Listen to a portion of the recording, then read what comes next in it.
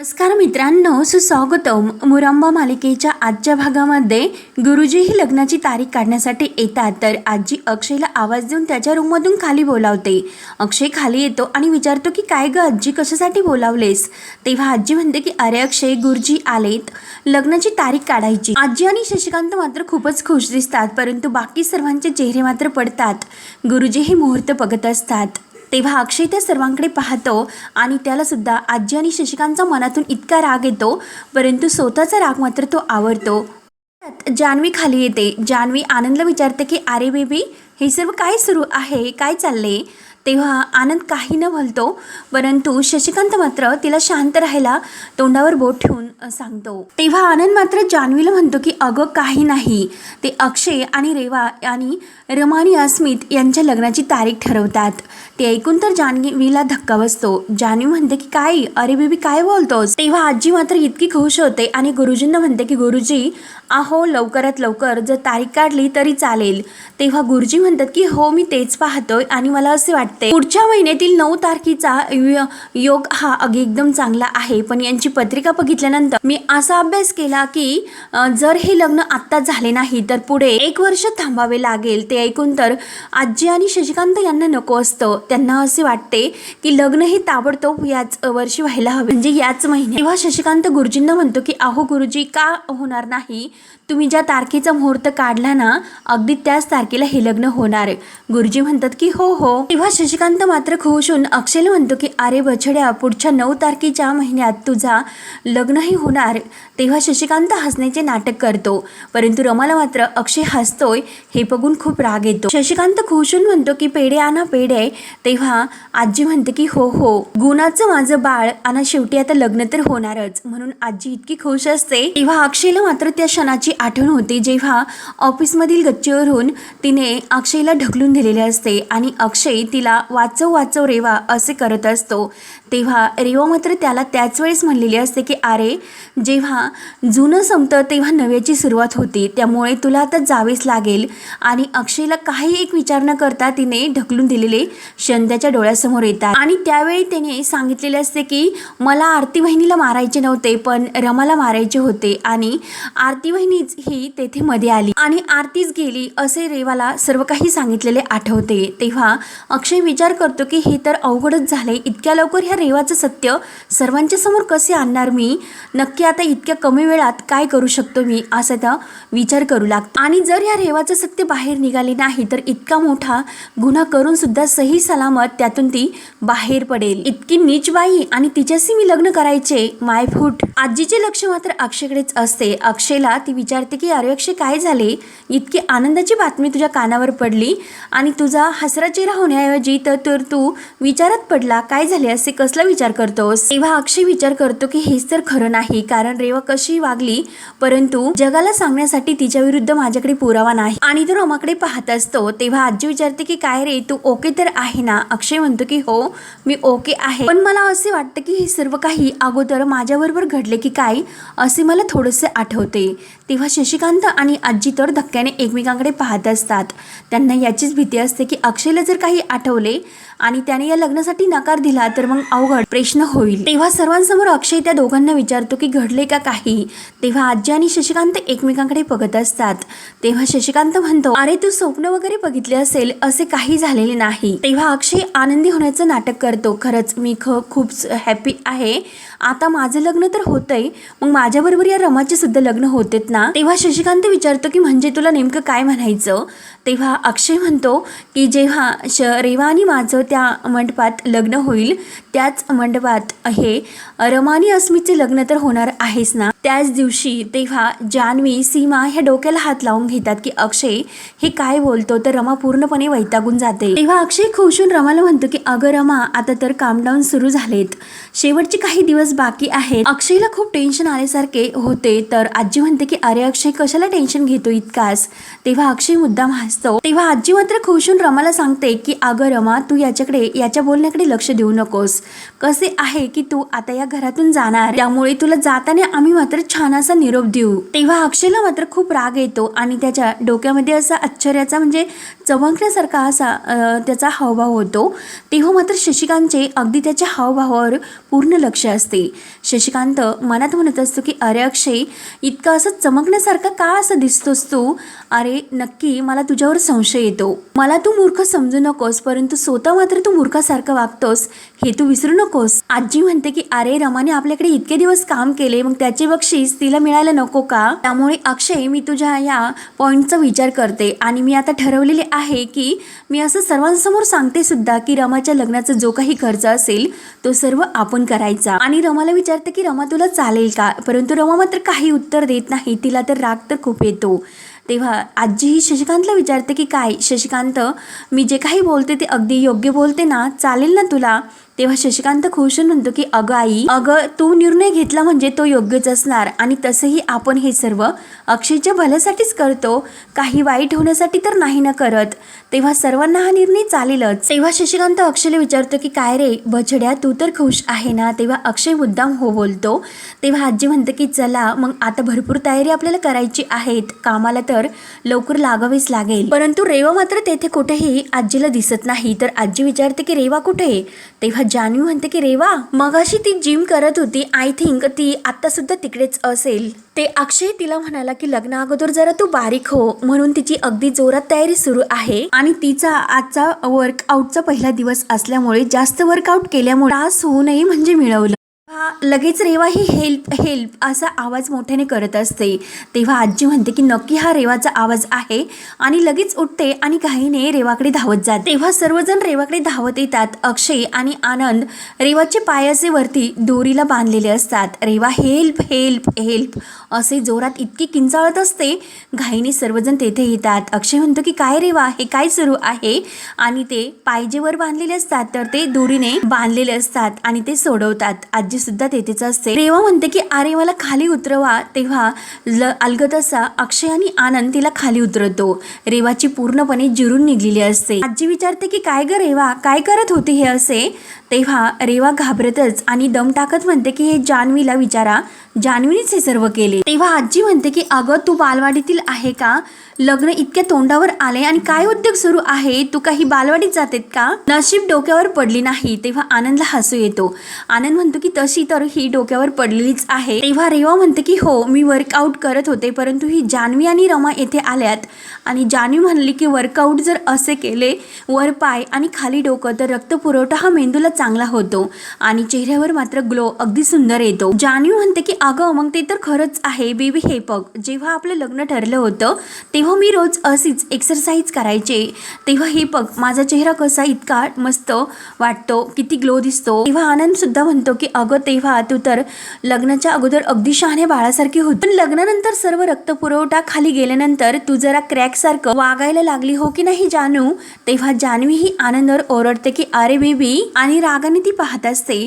तेव्हा आनंद तिला सर्वांसमोर सॉरी बोलतो. तेव्हा आजी त्या दोघांवर ओरडते आणि ही काही वेळ आहे का ही हसण्याची, मस्करी करण्याची, एन्जॉय सुरू आहे की इथे? आणि जान्हवीला म्हणते की जान्हवी अगं तू मूर्ख आहे हे तर मला चांगलं माहिती आहे, परंतु इतकी मूर्ख असतील हे मात्र मला आत्तापर्यंत माहिती नव्हतं. आणि रेवा तू तर तिच्याहून मूर्ख आहे हे तर तू सिद्ध करून दाखवले. तेव्हा रेवा म्हणते की नाही ना आजी, मी हे तर हे करणार नव्हते. तेव्हा आजी म्हणते की अगं ती लाख सांगेल, परंतु तुला अक्कल नाही का? तुला समजत नाही का काय करायचे असते ते? तेव्हा जान्हवी म्हणते की तेच ती, मला काय माहिती की तिला हे सर्व जमणार नाही, आणि मला माहिती असतं की तिला हे नाही जमणार, मग मी तिला ते करण्यासाठी सांगितलेच नसते. तेव्हा आई आजी जान्हवीवर ओरडते की जान्हवी आता बास कर, आणि असे आगाऊ चाळे मला घरामध्ये नाही चालणार. तेव्हा रेवा म्हणते की आई आजी ती रमा सुद्धा. तेव्हा आजी रेवाला बोलून देत नाही आणि म्हणते की रमाचं रमा बघून घेईन, तुला जे काही जमेल ना तेच कर फक्त. एकतर लग्नाची तारीख ठरली आणि तुझे कोणतेही दुसरे उद्योग सुरू झालेत. तेव्हा रेवा म्हणते की 1 मिनिट आई आजी, लग्नाची तारीख मला तर माहिती सुद्धा नाही. तेव्हा आजी म्हणते की अगं त्यासाठी डोकं हे टाळ्यावर ठेवावं लागतं. तेव्हा अक्षय म्हणतो की अगं आजी तू तिच्यावर नको ओरडूस, तेव्हा आजी म्हणते की अरे अक्षय, पण तू तिला का पाठीशी घालतो? तेव्हा अक्षय म्हणतो की अगं आजी, कोणत्या पद्धतीने बोलते तू? ती माझी होणारी बायको आहे, मग मी तिला पाठीशी घालायची नाही मग कुणाला घालायचे? तेव्हा रेवा म्हणते की एक मिनिट, या लग्नाची तारीख काय निघाली?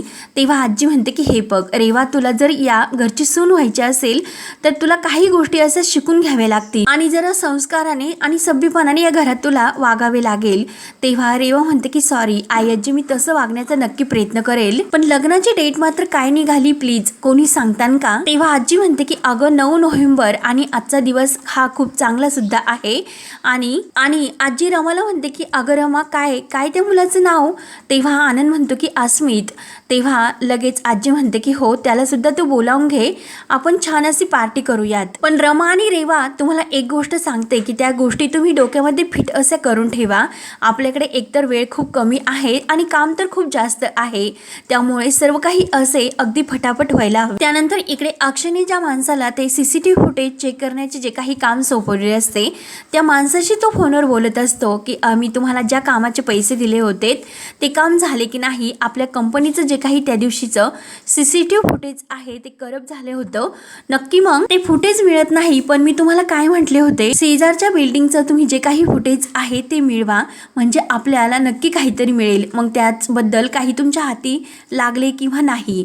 तेव्हा ते जो माणूस असतो तो सॉरी सर असे म्हणतो, ॲक्च्युली मला तुम्हाला कळवण्यासाठी थोडंसं लेट झालं, परंतु सर तुम्ही जे सांगितले होते आणि ते सांगितल्याप्रमाणे मी बाकीचे जे कॅमेरे आहेत ते चेक केले आणि ते काही त्याबद्दलचे त्या दिवशीचे फुटेज मला सापडले, मग ते फुटेज मी तुमच्या PC मध्ये सेव्ह करतो. तेव्हा अक्षय म्हणतो की एक काम करा की ते माझ्या PC मध्ये तुम्ही सेव्ह करू नका, वेगळ्या ड्रायव्हर असे सेव्ह करून ठेवा आणि त्याची एक कॉपी सुद्धा तुम्ही बाजूला काढून ठेवा आणि ते फुटेज तुम्ही स्वतः घेऊन इकडे या मला भेटण्यासाठी.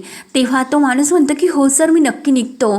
तेव्हा अक्षय फोन ठेवतो आणि विचार करत असतो की एकदा मला हे फुटेज माझ्या हातात लागले तर रेवा विरुद्ध जे काही पुरावे आहे त्याचा खूप मोठा पुरावा माझ्या हाती लागेल आणि रेवाचा तर खेळ संपेलच. आणि तेव्हा लगेच अभि तेथे येतो आणि अभि अक्षयला विचारतो की काय रे, कुठला खेळ? तेव्हा अक्षय धक्क्याने अभिकडे मागे वळून पाहत असतो. त्यानंतर इकडे रमा ही गच्चीवर काही कपडे सुकायला घालत असते आणि तेवढ्यात तिथे रेवा ही ताव येते आणि रमाला म्हणते की रमा, तू जे काही वागले ना ते मी बिलकुल विसरणार नाही. आणि तेव्हा रमा म्हणते की अगं नको ना विसरू, तुझ्या लक्षात राहावं म्हणूनच मी तसे मुद्दाम वागले. रेवा म्हणते की अगं आता तुझे सुद्धा लग्न होते, मग तू अक्षय आणि माझ्या संसारात का लुडबुड करतेस? तेव्हा रमा म्हणते की अगं जाऊन दे, तुला समजावून काही उपयोग नाही, तो माझा नवरा आहे ना, त्यांच्या आयुष्यामध्ये काय घडले हे त्यांना नाही आठवत. माझ्याबद्दल जे काही घडलं, माझ्या आयुष्यात जे काही झालं त्याबद्दल सर्व काही त्यांना माहिती आहे, म्हणजे अस्मितला माझ्याबद्दलची पूर्णपणे माहिती आहे, परंतु तुझ्या होणाऱ्या नवऱ्याला म्हणजे अक्षय सरांना तर त्याबद्दल काही अशी माहिती सुद्धा नाही की अगोदर तुझ्या आयुष्यामध्ये असे काय घडले होते. त्यांना कोणत्याही गोष्टीची अशी जाणीव नाही, पण तुझ्या होणाऱ्या नवऱ्याला मात्र हे काही माहिती नाही. मग तुला असे नाही वाटत का, तू ज्या माणसाबरोबर लग्न करते मग तुझं जे काही सत्य आहे तू त्यांना सांगायला हवं. तेव्हा रेवा म्हणते की काय ग, तू तुझ्या होणाऱ्या नवऱ्याला तुझं सर्व सत्य सांगितलेले आहे का? मग झालं तर मग माझ्या नवऱ्याला मी काय सांगायचे हे माझे मी बघून घेईल, तुम्हाला ते सांगू नकोस, तू मध्ये मात्र नाक खुपसू नको. तेव्हा रमा म्हणते की म्हणजे तुला त्यांना फसवून आणि त्यांच्याबरोबर खोटं वागून त्यांच्याशीही लग्न करायचं. तेव्हा रेवा म्हणते की ते नाही होणार. आणि काय ग, तुला असे वाटते की अक्षय माझ्याशिवाय राहू शकेल का? नाही, तसे काही होणार नाही. आणि जर तू हे थांबवण्याचा प्रयत्न करतेस तर मग बघ मी काय करते ते. रमा विचारते की काय ग, काय असे करशील तू? रेवा म्हणते की हे बघ, मी अक्षयला सर्वांसमोर किस करते की नाही हे बघतच राहा. तेव्हा रेवा तोऱ्यात तिथून निघून जाते. तर रमा ही मनात म्हणत असते की काय रेवा, मी तर तुला माझ्या नवऱ्याच्या सावलीला सुद्धा स्पर्श नाही करून देणार. त्यानंतर अभि अक्षयला विचारतो की काय रे काय बोलत होतास तू, कोणता खेळ आणि कशाबद्दल, सांग मला की नक्की काय? तेव्हा आज लगेच अक्षय मुद्दाम विषय बदलतो की अरे नाही, आजी जे काही सांगत होती ना त्याबद्दल मी जरा विचार करत होतो. आपल्या फॅमिलीचे जे काही खेळ आहे, पार्टीज, कॉम्पिटिशन, सर्व काही तो खेळ मला आठवत होता आणि तो खेळ मला खरंच आठवतो. आता पण आपण मोठे झालो, किती वर्ष असे खेळ खेळायचे आणि आज सुद्धा आजीने मला असा काहीतरी खेळ ऑर्गनाईज करण्यासाठी सांगितलेलं होतं आणि त्याबद्दल हा खेळ होता. अरे अभि, तुला नेमकं काय विचारायचे होते? तू माझ्याकडे आला, काही काम होते का? तेव्हा अभि म्हणतो की अरे जर काही काम असेल तरच मी माझ्या भावाकडे येऊ शकतो का?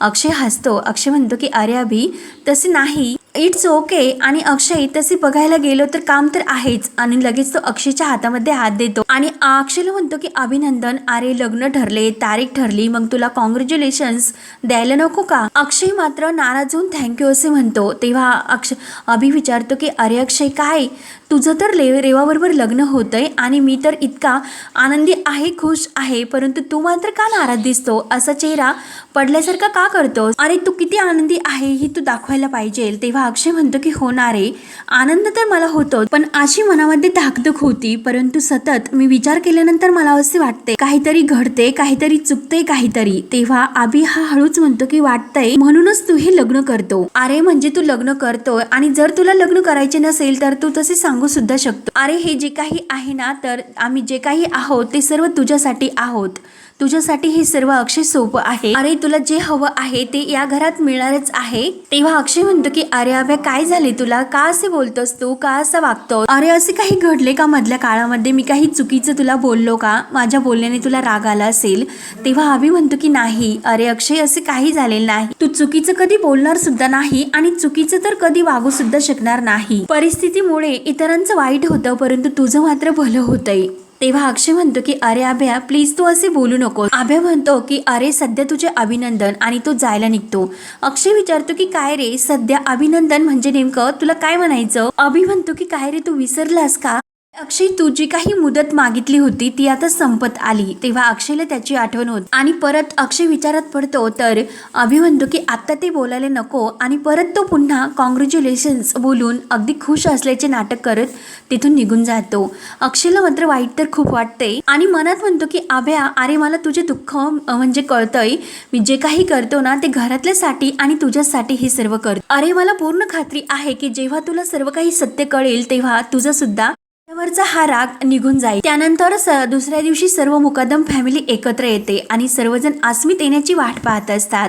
तेव्हा अस्मित येतो आणि लगेच अस्मित खाली बसतो. आनंद म्हणतो की चला आता आपल्या मुकदम फॅमिलीतील सर्वजण आता बऱ्याच दिवसांनी एकत्र आलेलं आहोत. त्याला कारण सुद्धा तसे खूप स्पेशल आहे, कारण या घराच्या मागे या मांडपामध्ये पहिल्यांदा एक नाही तर दोन असे लग्न होणार आहे आणि ते सुद्धा अक्षय रेवाचं आणि रमा अस्मितचं. त्यामुळे आपण सर्वांनी टाळ्या वाजवून या नवीन जोडप्यांचं जोरदार स्वागत करूया. तर सर्वजण टाळ्या वाजवतात आणि आपण येथे जमलो आहोत की या दोन जोड्यामध्ये आपण काही स्पर्धा घेणार आहोत. तेव्हा या स्पर्धावरून आपल्याला कळेल की सर्वात जास्त सरस जोडी कोणती जोडी असेल. तेव्हा सर्वात पहिल्यांदा मी अक्षय आणि रेवाला इकडे बोलावतो आणि प्लीज तुम्ही दोघांनी इकडे या. तर रेवा इतकी खुश असते, अरे कमॉन अक्षय कमॉन असे म्हणत ती आनंद जवळ येते. तेव्हा अक्षय अगदी हलकत हळू उठतो. त्यानंतर आनंद नाव घेतो की अस्मित आणि रमा. तर रमा अशी काहीतरी वेगळी स्टाईल करते, मस्त मॉडर्न साडी वगैरे आणि ते ब्लाऊज इतकं फॅशन वाज घालून इतकी सुंदर दिसत असते आणि ती पायऱ्या एक खाली उतरत येत असते. अक्षय तसा रोमॅन्टिक होऊन तिच्याकडे पाहत असतो. तर अस्मित सुद्धा आपल्या भांगावरून हात फिरवतो, ही त्याची कायमची स्टाईल असते. रमा इतकी खुश होत आणि मस्त स्टाईलमध्ये ती खाली येते. सर्वजण एकटक तिच्याकडे पाहत असतात. रमा लांबूनच अस्मितला बाय करते आणि हाय अस्मित, अरे मी कशी दिसते? अस्मित तर मोठ्या स्टाईलमध्ये अगदी खुश होत आपला भांग उडवत ते खाली येते. रमा मुद्दाम विचारते की अस्मित अरे मी कशी दिसते? तेव्हा अस्मित म्हणतो की रमा वहिनी छान दिसतेस. तेव्हा रमा हळूच म्हणते की अरे रमा वहिनी म्हणू नकोस, रमा रमा असे फक्त रमा म्हण. तेव्हा अस्मित सर्वांसमोर म्हणतो की रमा तू खरंच खूप छान दिसते. रमा लाजत म्हणते की थँक्यू अस्मित, आणि आपणच जिंकायचं हे तुला कळले ना? अरे थोडासा हास, इतकं का टेन्शन घेतोस? अस्मित म्हणतो की हो आपणच जिंकायचं. रमा म्हणते की एकदा छान बघ, अगदी प्रेमाने तू माझ्याकडे बघ आणि थोडा वेळ तू असंच बघत राहा. तेव्हा अक्षय आणि बाकी सर्वजण रमा आणि अस्मित तिकडे एकटक बघत असतात. तेव्हा रेवाचा जळफळाट तर होतो, परंतु अक्षयला विचारते की काय रे फॅन्सी ड्रेस कॉम्पिटिशन होती का? मग आपल्याला का सांगितले नाही? नाही म्हणजे आपण सुद्धा ड्रेसिंग करून आलोस, ही तर मेड आहे, परंतु तरी सुद्धा काय हिचं हे वेगळं?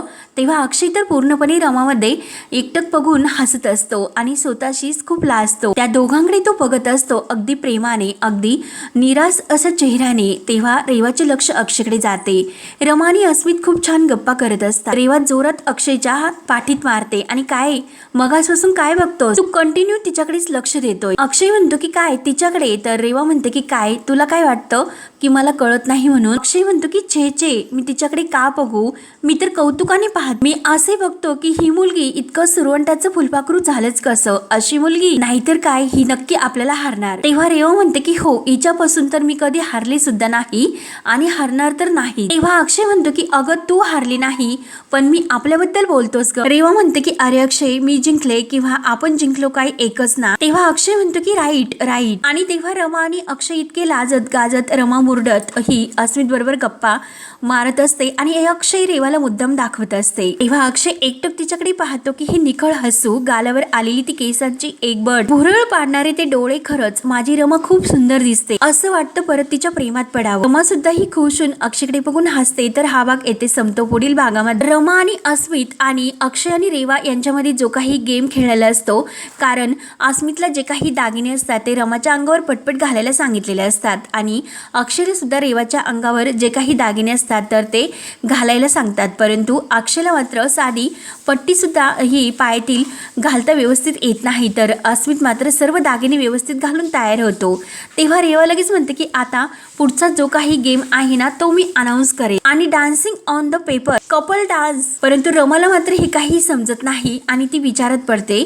त्यानंतर जो काही अक्षयने ज्या माणसाला CCTV फुटेज त्यातील म्हणजे दाखवायला सांगितलेले असते तर तो हे सर्व रमाला सांगतो आणि रमाला जे काही शेवटी रेवाने हे सर्व केले हे माहिती होते. तेव्हा रेवा ही तेथे कॅबिनमध्ये अक्षयच्या खुर्चीवर बसलेली असते. तर तेथे रमा ही येते आणि हिसक्याने तिच्या हातातील तो फुलांचा बुके हिसकावून घेते आणि तिच्या अंगावर जे काही सर्व ते फुलं असतात तर ते उधळून देते आणि रागाने तिला जे काही म्हणायचे असते ते शेवटी रेवाला धमकावून म्हणते.